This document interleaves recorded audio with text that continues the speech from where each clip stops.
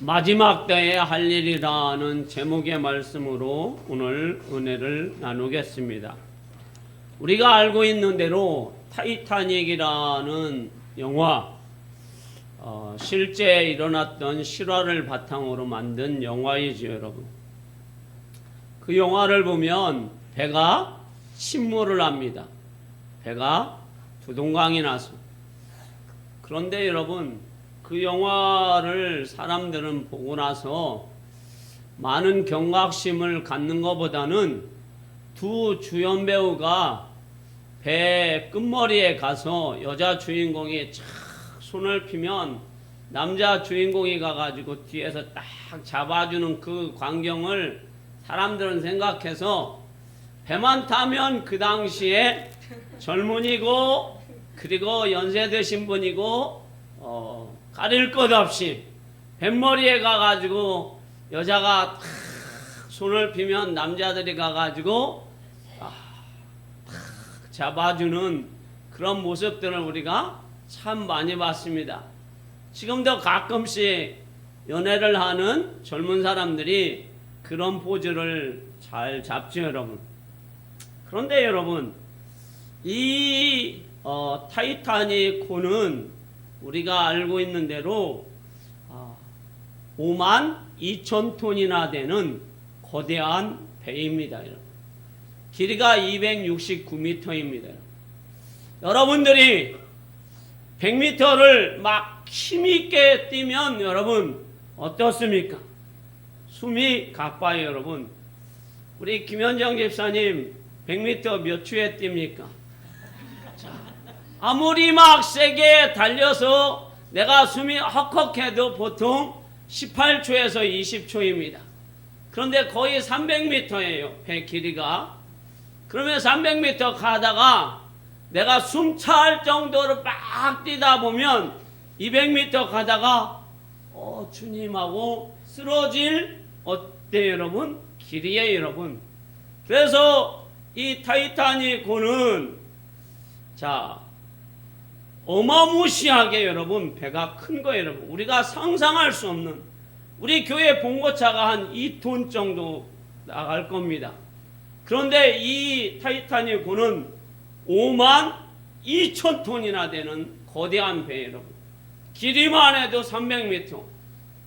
사람이 여러분 얼마가 탔느냐면 2,300명이 탔어요, 여러분. 그래서 영국에서 출발해서 뉴욕까지 가는 배예요, 여러분. 그런데 잘 출발을 합니다. 처음으로 배를 건조해서 호화로운 여객선으로 갑니다, 여러분. 그런데 얼마 있지 않아서 그 타이타닉호로 전보가 옵니다. 무선 전보가 옵니다.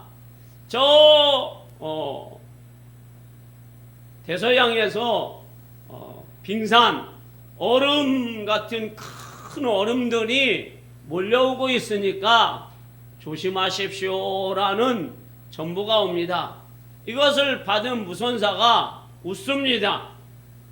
너무 어이가 없어서 웃습니다. 왜 어이가 없을까요? 이 5만 톤이 넘는 배가 그깟 빙산에 이게 무슨 배가 문제가 생길까? 이 배는 그러한 집채만한 빙산도 다 깨트리고 여행하는데 아무 문제가 없을 것이다. 그런데 계속해서 전보가 오자 이 무선사가 그래도 선장님한테는 한번 갖다 줘야 되겠다 해서 몇 번의 전보를 받고 선장님한테 갖다 줍니다. 선장님, 이러한 무선 전보가 왔으니 선장님도 한번 읽어보십시오. 근데 선장님도 딱 읽어보더니 짝짝 찢어서 휴지통에 던져버립니다. 이 거대한 배가, 이 넓은 배가, 이 큰 배가 무슨 얼음덩어리에 넘어지겠느냐? 전혀 안 넘어지니까 걱정하지 말자 하고 그냥 무시하고 갑니다, 여러분. 그런데 얼마 후에 이 배가 두동강이 납니다. 그리고 거기에 있던 구명 보트와 그리고 보내온 그런 구조선으로 인하여서 700명은 구조가 됩니다. 그런데 1500명은 어떻게 되었을까요? 다 바다에서 죽습니다, 여러분. 그 바다에서 여러분 죽는 사람들의 모습을 여러분들이 한번 생각해 보세요. 얼마나 여러분 춥겠습니까? 얼마나 그 죽음의 공포가 두렵겠습니까? 그 아픔이 얼마나 자신에게 왔겠습니까? 선장과 이 무선사가 그 위험 신호를 알리면서 빙산이 오니 자, 항로를 바꾸십시오. 그리고 천천히 가십시오. 계속 경고를 해도 교만하여서 무시하고 그리고 다른 사람의 말을 듣지 않고 계속해서 갔을 때 엄청난 비극이 찾아왔습니다. 오늘 성경은 사도 베드로를 통해서 우리에게 주님은 말씀하고 있습니다. 만물이 가까이 왔으니라고 말씀해 주고 있습니다. 이 말씀을 우리 주님은 우리에게 귀담아 들으라고 말씀하고 있습니다. 왜냐하면 예수님의 제자 베드로는 한번 실패했던 사람이기 때문입니다. 예수님께서 누가복음 22장 40절과 46절에 베드로에게 이렇게 말씀하고 있습니다. 시험에 들지 않도록 유혹에 빠지지 않도록 깨어서 기도하라. 할렐루야. 그러면서 예수님은 그 제자들에게 말씀하시면서 땀방울이 핏방울 되도록 겟세마네 동산에서 기도하십니다. 그런데 베드로와 다른 제자들은 예수님의 그 말씀을 전혀 들을 마음도 없고 들을 생각도 없고 마음은 원이로되 육신이 약한 정도예요. 그래서 예수님의 말씀을 귀담아 듣지 못함으로 인하여서 결과적으로는 유혹에 빠졌고 시험에 들었고 그리고 예수님을 모른다고 부인하였고 그리고 예수님을 떠나게 되는 비극적인 삶을 살게 되었습니다. 베드로는 그래서 오늘 우리에게 다시 말씀해 주고 있습니다. 만물이 마지막에 가까웠으니 너희의 삶을 점검해 보라는 말씀을 해주고 있습니다. 우리는 지금 마지막을 살면서 이 종말을 살면서 우리가 뭘 점검해야 할까요? 저는 만물이 마지막에 왔으니 그러므로 너희는 정신을 차리고 근신하여 기도하라는 이 주님의 말씀을 점검해야 될 줄 믿습니다.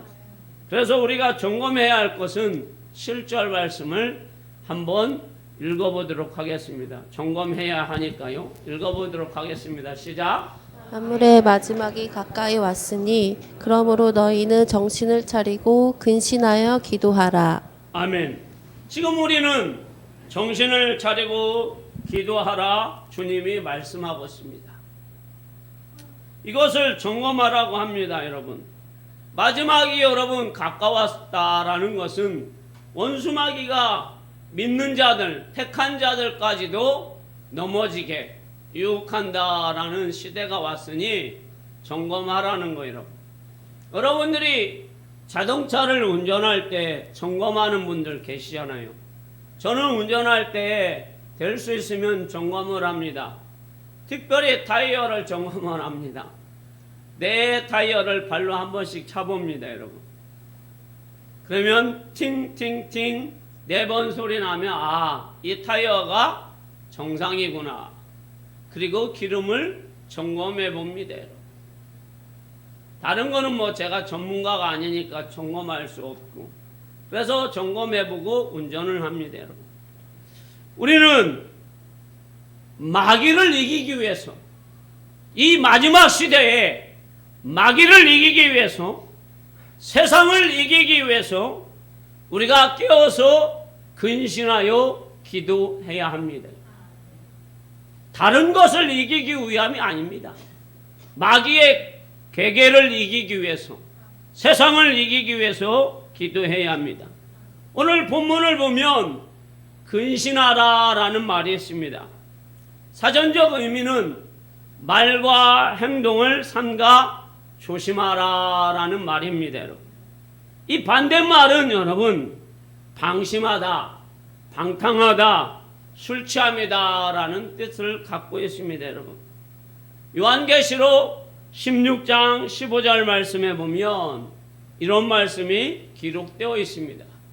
한번 보겠습니다. 요한계시록, 자, 읽어볼까요? 시작. 보라, 내가 도둑같이 오리니 누구든지 깨어 자기 옷을 지켜 벌거벗고 다니지 아니하며 자기의 부끄러움을 보이지 아니하는 자는 복이 있도다. 아멘. 자, 우리가 복 있는 삶을 살기 위해서는, 자, 우리 주님이 이 마지막 시대에, 자, 언제 오실지 모른다라는 거예요. 내가 도둑같이 온다라는 거예요. 그래서 누구든지 깨어서 자기의 옷을 입고 깨어서 우리 주님을 기다리라고 말씀하고 있습니다. 그런데 여러분, 그게 저는 전신갑주라고 생각합니다. 구원의 특우와 의의 흉배와 진리의 허리띠와 복음의 신과 믿음의 방패와 성령의 검을 가지고 무시로 성령 안에서 기도할 때에 우리는 마귀와 싸워서 능히 대적하여서 승리할 줄 믿습니다. 그러나 우리가 느슨해지면, 방심하면 뭘 놓게 될까 여러분? 칼이 들고 있으면 여러분 무겁습니다. 여러분, 칼을 놓게 되겠죠. 또 방패가 들고 있으면 무거우니까 놓게 되겠죠. 의의 흉배 갑옷을 입으면 무거우니까 벗게 되겠죠. 그게 뭘까요 여러분? 우리가 여러분 근신하지 않으면, 내가 방심을 하게 되면 이것을 벗어버린다라는 거예요. 마귀에게 틈을 준다라는 얘기입니다. 여러분. 그러면 세상 것이 우리 마음에 들어올 수밖에 없어요. 여러분. 그러면 우리가 영적으로 여러분 세상 것을 취하게 되면 우리의 마음은 냉랭해지게 되어 있습니다. 세상 것이 내 마음에 들어오면 냉랭해지게 되어 있습니다. 그래서 세상 것을 찾게 되고, 그리고 방탕하게 되면 우리가 하나님의 전신갑주를 입는 것이 아니라 세상 것을 입게 됩니다. 그래서 우리는 세상의 유혹을 이기지 못합니다. 그래서 세상 것을 입어버리면 여러분 우리가 부끄러움을 당할 수밖에 없습니다. 세상에서 여러분 가끔씩 길을 가다 보면 싸우는 사람들이 있습니다. 물론 싸우는 사람이 억울해서 싸우는 사람도 있지만 대부분은 술 취해서 싸웁니다. 여러분, 술 취해서 싸우는 사람들은 뭘 벗습니까? 여러분, 옷을 벗습니다. 내가 누군 줄 아느냐고 하고 소리를 지르면서 옷을 벗습니다. 아내가 말려도 소용없습니다. 주위 사람이 말려도 소용이 없습니다. 심지어 경찰이 와서 말려도 소용이 없습니다. 내가 누군 줄 아느냐고 옷을 벗습니다. 위도 벗고 아래도 벗고 창피한 줄도 모르고 막 다 벗습니다. 여러분. 그래서 사람들이 막 그냥 겉옷만 막 입혀서, 또 경찰이 입혀서, 심지어는 요즘 젊은 20대도 옷을 벗어서 경찰 아저씨들이, 여경들이 옷을 입혀서 지구대로 데리고 갑니다. 부끄러운 줄 모릅니다. 여러분, 우리가 이것을 보면서 우리가 하나님의 전신갑주를 입어야 합니다. 그래야 세상 것을 입지 않습니다. 그리고 우리의 믿음이, 우리의 영적 상태가 냉랭해지지 않습니다. 우리가 하나님의 전신갑주로 무장할 수 있습니다.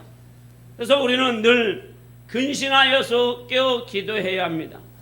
취한 상태로는 여러분, 세상 것에 취한 상태로는 기도할 수 없습니다.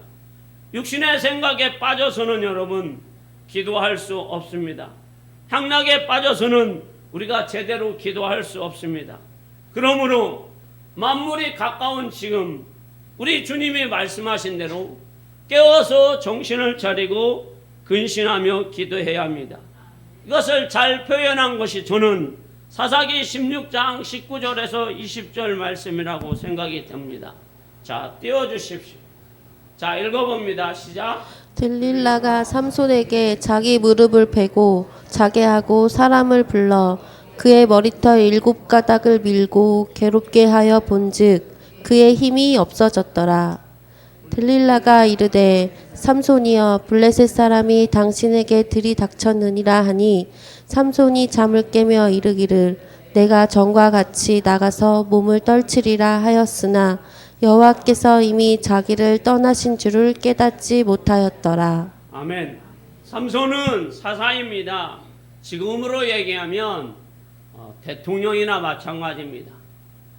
하나님의 삼손을 사사로 삼으셨어요. 그래서 삼손이 이스라엘을 지키고 자기를 지킬 수 있도록 하나님께서 삼손에게 은혜와 능력을 주셨습니다. 할렐루야. 그래서 삼손은 지혜롭습니다.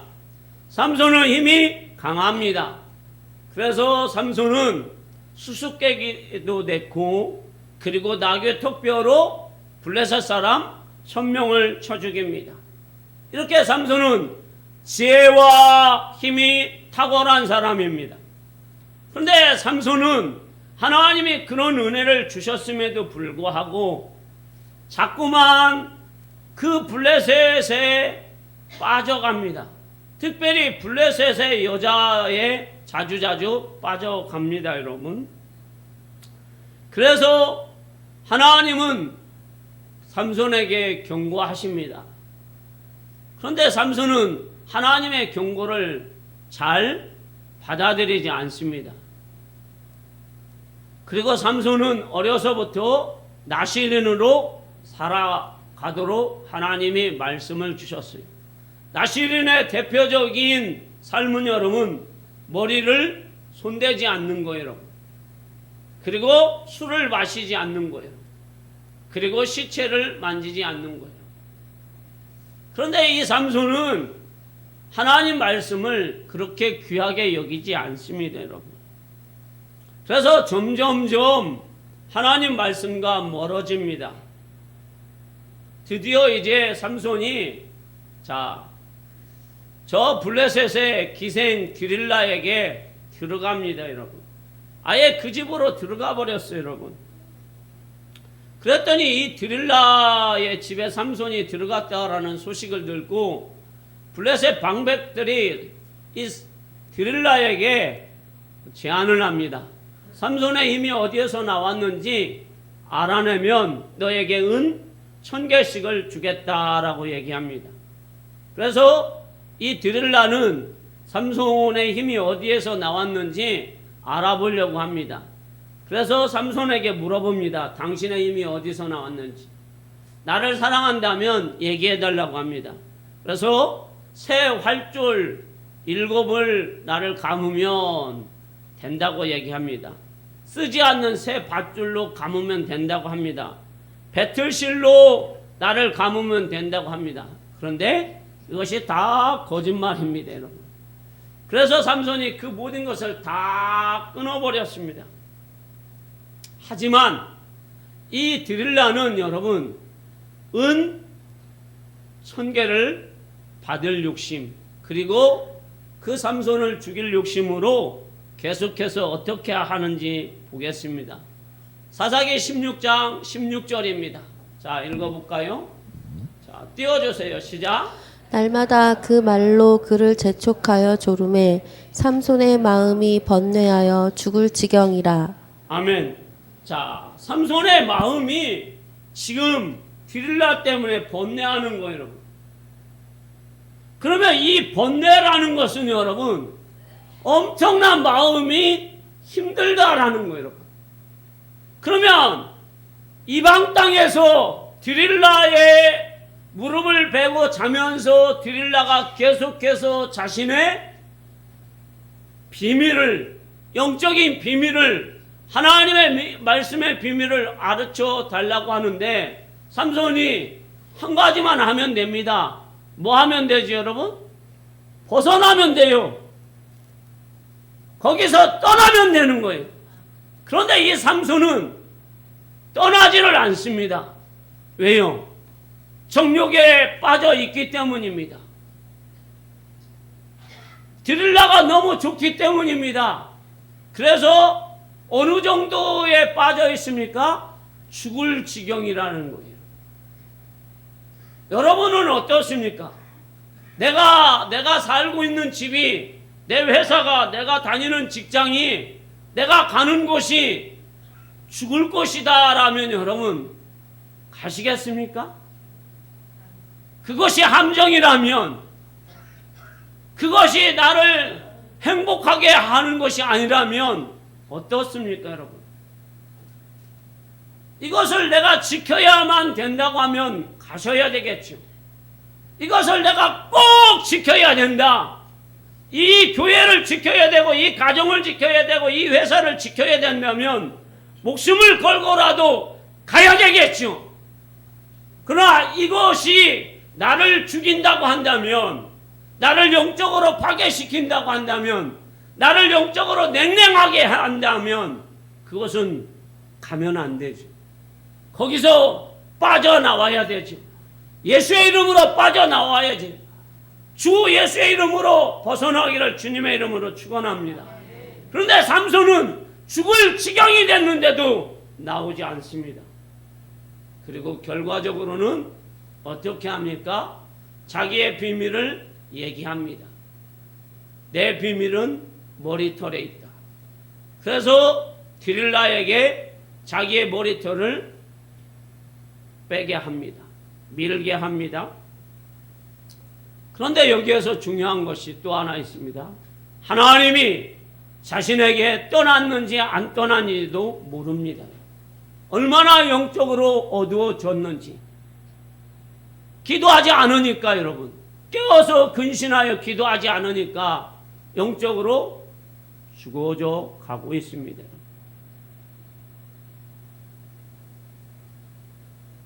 그리고 나서 삼손은 철저하게 실패를 합니다. 그러므로 인하여서 삼손은 이제 머리가 이제 하나님이 기르라고 한 머리, 손대제가 하지 말라는 머리를 손을 댐으로 인하여서 삼손은 힘을 쓸 수가 없습니다. 밧줄에 잡혀서 이제 끌려가서 두 눈이 뽑히게 됩니다. 그리고 조롱을 당합니다. 그리고 블레셋 사람들의 신전에서 연자맷돌을 돌립니다. 이때에 삼손이 하나님 앞에 기도합니다. 늦었다고 생각이 됩니다. 저는. 그런데 하나님은 그 늦었다고 해도 하나님은 삼손을 사랑하십니다. 저는 여러분에게 말씀드리고 싶습니다. 늦었다고 생각하지만 그때가 기도할 때입니다. 사사기 16장 28절 말씀을 띄워주십시오. 자, 읽어봅니다. 16장 28절이요.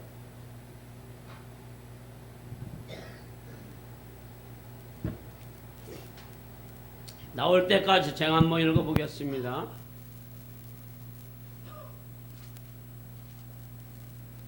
삼손이 여호와께 부르짖어 이르되 주 여호와여 구하옵나니 나를 생각하옵소서.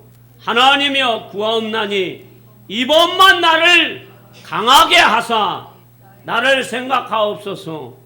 사람이 사람에게 원수를 단번에 갚게 하옵소서 하고, 한번 우리 읽어보겠습니다. 시작. 삼손이 여호와께 부르짖어 이르되 주 여호와여 구하옵나니 나를 생각하옵소서. 하나님이여 구하옵나니 이번만 나를 강하게 하사 나의 두 눈을 뺀 블레셋 사람에게 원수를 단번에 갚게 하옵소서 하고. 아멘. 여기에서 삼손은 하나님 앞에 부르짖습니다. 두 눈이 뽑혔어도 하나님 앞에 기도합니다. 하나님은 삼손이 두 눈이 뽑혔다고 그를 버리지 않습니다. 꺼져가는 불이라고 끄지 않습니다. 상한 갈대라고 꺾지 않습니다. 할렐루야. 삼손은 하나님 앞에 두 눈이 뽑혔어도 여전히 하나님의 택한 백성이고 여전히 사사입니다. 우리는 여전히 하나님의 백성이고 예수의 피로 거듭난 하나님의 백성들입니다. 우리는 하나님이 우리에게 기도의 특권을 주신 줄 믿습니다. 그랬을 때 하나님은 이 삼손에게 힘을 주심으로 인하여서 삼손이 살아있을 때보다 이때에 죽인 사람이 3,000명가량이다 라고 성경은 얘기합니다. 살아있을 때는 여러분 3,000명을 다 못 죽였지만 삼손이 마지막 두 눈을 잃고 여호와여 이번 한 번만 이 종에게 힘을 주소서 하고 여호와께 부르짖었더니 여호와께서 삼손에게 힘을 줘서 양쪽 기둥을 밀어서 그 신전에서 우상을 섬기던 그 블레셋 사람들과 그리고 삼손을 조롱하던 그 블레셋 사람 3,000명을 죽이게 됩니다. 할렐루야. 우리는 여러분 여기에서 삼손의 여러분 실패가 문제가 아닙니다. 여러분 드릴라의 여러분 무릎에 베어서 자기의 비밀을 얘기한 것이 문제가 아닙니다. 하나님 앞에 다시 나와서 하나님 앞에 기도하는 것이 더 중요합니다. 우리는 여러분 좌절할 수도 있습니다. 실망할 수도 있습니다. 정말 비극적인 인생을 맞이할 수도 있습니다. 그러나 거기에서 주저앉고 아무것도 하지 않는다면 그것은 처절하게 실패한 겁니다. 다시 예수의 이름으로 일어나기를 축복합니다. 그리고 주 예수의 이름으로 기도할 때에 우리 주님은 더 큰 은혜를 부어주실 줄 믿습니다. 오늘 주님은 근신하여 깨어 베드로에게 기도하라 말씀하셨습니다. 그리고 겟셋마네 동산에서 유혹에 빠지지 않도록 시험에 들지 않도록 기도하라고 했습니다. 그때 예수님은 땀방울이 빗방울 되도록 기도하십니다. 제자들은 정신을 차리지 못하고 계속해서 기도하지 못하고 잠에 취하였습니다. 그리고 결국에는 시험에 빠져서 예수님을 버리고 도망을 갑니다. 그리고 베드로는 3번이나 부인을 합니다. 예수님이 그렇게 권면을 했어도 예수님 말씀대로 살지 못했습니다. 자, 그런데 여러분 예수님이 잡히시던 그날 밤에 한 사람은 깨어 있습니다. 예수님의 제자 중에 누가 깨어 있었을까 여러분? 가룟 유다가 깨어 있습니다. 가룟 유다는 왜 깨어 있을까 여러분? 뭐 때문에 깨어 있을까요? 자, 예수님을 팔아야 됩니다. 얼마 받고요? 은 30을 받고 팔아야 되니까 자기의 스승이면서 구원자이신 자기의 생각대로 예수님이 움직여 주시지 않으니까 예수님을 파는 겁니다, 여러분. 자, 얼마나 여러분 은 30이 가룟 유다에게 중요한지 은 30을 받고 자, 그 대제사장의 종들을 데리고 옵니다. 그 대제사장의 종들이 여러분 망치와 칼을 들고 옵니다, 여러분. 그래서 이 가룟 유다는 여러분 깨어 있습니다, 여러분. 가룟 유다는 여러분 악한 일을 하기 위해서 예수님을 팔기 위해서 깨어 있습니다. 사랑하는 성도 여러분, 예수님의 다른 제자들은 깨어 있지 못했지만 가룟 유다는 깨어 있었습니다. 악한 자들은 지금도 깨어 있어 우리 믿는 자들을 유혹하고 시험에 들게 합니다, 여러분. 우리는 잠자면서는 성공하지 못합니다. 잠자면서 하나님의 뜻을 이루지는 못합니다, 여러분. 우리는 다시 기도해야 합니다, 여러분. 주님은 우리에게 기도하라고 하고 말씀하고 있습니다. 너희는 마지막에 근신하여 깨어 기도하라고 말씀하고 있습니다. 할렐루야. 그래서 베드로는 주님이 말씀하신 대로 깨어 기도합니다. 그래서 베드로는 성령이 충만하여 사망 권세를 이기시고 부활 승천하시고 산 소망을 주신 예수님의 이름으로 어떻게 합니까? 기도합니다. 그것이 사도행전 2장 36절에서 41절 말씀입니다. 자, 띄워주십시오. 같이 읽어봅니다. 시작. 읽습니다. 시작. 그런즉 이스라엘 온 집은 확실히 알지니 너희가 십자가에 못 박은 이 예수를 하나님이 주와 그리스도가 되게 하셨느니라 하니라. 그들이 이 말을 듣고 마음에 찔려 베드로와 다른 사도들에게 물어 이르되 형제들아 우리가 어찌할꼬 하거늘 베드로가 이르되 너희가 회개하여 각각 예수 그리스도의 이름으로 세례를 받고 죄 사함을 받으라. 그리하면 성령의 선물을 받으리니 이 약속은 너희와 너희 자녀와 모든 먼 데 사람 곧 우리 하나님이 얼마든지 부르시는 자들에게 하신 것이라 하고 또 여러 말로 확증하며 권하여 이르되 너희가 이 패역한 세대에서 구원을 받으라 하니 그 말을 받은 사람들은 세례를 받음에 이 날에 신도의 수가 3,000이나 더하더라. 아멘. 여기에서 중요한 건 뭡니까? 주님은 여러분 베드로가 3번 주님을 부인하였다고 하였소. 하나님의 이름으로 예수님을 저주했다고 해서 그리고 예수님을 떠났다고 해서 예수님이 베드로를 버린 게 아니라는 사실이에요. 십자가 지실 때에 베드로가 멀리 떠났다고 한 거, 주님이 그걸로 베드로를 버리지 않았다라는 사실이에요. 다시 주님은 베드로에게 찾아가셔서 너희가 몇 날이 못 되어서 성령을 받으리니 기도하라고 말씀 주셨어요. 그래서 베드로는 철저하게 실패한 후에 다시 하나님 앞에 기도합니다. 그래서 기도하였더니 그가 성령이 임하게 됩니다. 그래서 120명이 합심하여서 오로지 기도에 힘쓰니 성령이 각 심령 위에 동일하게 임합니다.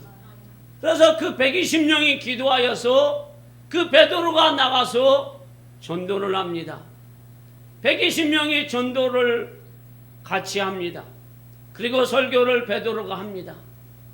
그런데 여러분 120명이 시작한 초대교회가 한꺼번에 여러분 2,880명이 부흥이 돼서 3,000명이 뭐 했습니까 여러분?